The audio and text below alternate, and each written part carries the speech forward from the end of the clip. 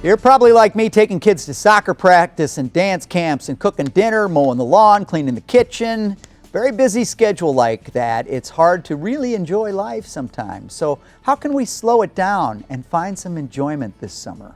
Behavioral pediatrician Dr. Tim Jordan is well behaved, and he's here with some tips on how you can have your kids be more well behaved, but more so enjoy their summer. And you know what? I was just talking about this the other day. Summer used to be get up and I don't know what I'm doing today, go hang out in the woods, play in the creek, taking it easy, no schedules, no dropping off and picking up when I was a kid, and now it's just like go, go, go.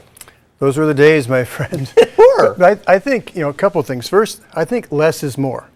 And I think when we look back at our summers, we don't probably remember the big things. So we don't remember the soccer practices or the baseball games. We probably remember being out in the woods. We remember riding our bikes. We remember finding wood and nails and hammers and building a fort. So I think a lot of times the most fun for kids then and today is spontaneous things. We can just go outside and start to do things instead of Throw the ball around. Right, instead of your kids will come up to their parents this part of the summer, especially. I'm bored, and parents jump in, become their entertainment directors, and they feel like they have to create this whole huge thing instead of just saying, here's some boards, here's some hammers, here's some nails, here's some rope. Have at it. You know, when I was a kid and we went on vacation, we went all the way to Cuba, Missouri, and stayed in a lodge that was on the Merrimack River and just sat around the pool all day and went fishing, and it stands out. It's burned in my memory, and vacations are important, but it doesn't have to be a vacation. I think that's the point, right? Right, it can be anything. And having that downtime, I think, kids, even today, even though they're so used to being supervised, like we were talking about a minute ago, I think when you give them that kind of free downtime, kids are no different than we were. They will invent games, they will create things. They just need the time and the space. If you're rushing around all the time, there isn't any time and space for that, and they look to us for that, as opposed to we used to just look to ourselves and our buddies, right? So I think the kids are ready for that today as well, if we provide that kind of space. I had an adult weekend with some friends in my age bracket, and one of the highlights was we went out in the yard and we're trying to look at stars and planets with the telescope, and things like that are happening all around us. It doesn't have to be on a schedule. I was at camp last week, and we'll stand outside and just stargaze for a half hour. And kids love that. They don't think they like it, but when they're doing it, they're all in. And then it sticks with them too down the road as they get older. You mentioned going on vacation. Right. That's one of the things I learned from my wife Ann years ago when our kids were young.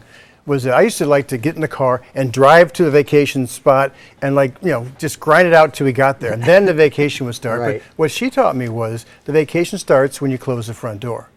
So when we would take a drive to Cuba, or we would take a drive to Chicago or Branson or something, that the whole trip was part of the vacation. So we would take a lot of stops.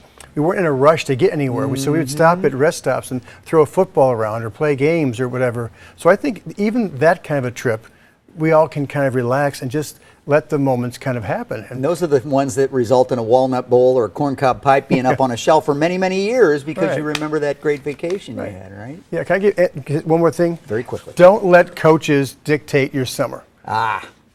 Because I see a lot of kids who can't come to our camps, kids who can't go on vacation because the coach says if you miss 2 practices, you're off the squad. And so parents are at the mercy of these coaches. I would say take charge. That's a good point. I like that point. All right. Thank you, Dr. Jordan. As always, great advice. We will post a link to Dr. Jordan's blog, and it's a good one.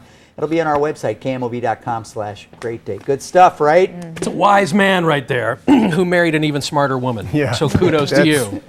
Well sure. done. Thank you guys very much.